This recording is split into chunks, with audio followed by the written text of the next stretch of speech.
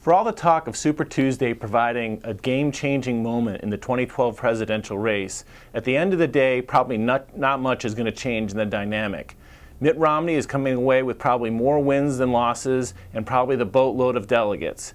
But in the end, Rick Santorum did well enough in Ohio that he's going to continue on in the race, and Newt Gingrich is taking stock in his victory in Georgia to continue on with his own candidacy.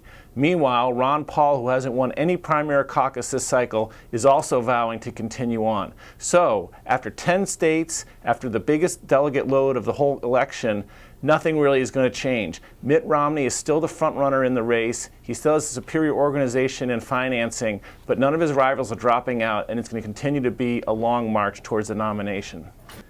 The question is, how long is this going to go on? There's some saying that this could go on all the way to the convention. That seems most unlikely. But with southern states coming up where Newt Gingrich says he expects to do well, if he doesn't do well there, then he's probably going to have to drop out of the race. Ron Paul isn't winning any races, but he's still picking up a few delegates, but at some point he's going to become irrelevant to the contest. The real issue now is it's going to be a one-on-one race between Mitt Romney and Rick Santorum, and this is really going to be the battle for the soul of the Republican Party that Rick Santorum says he wants.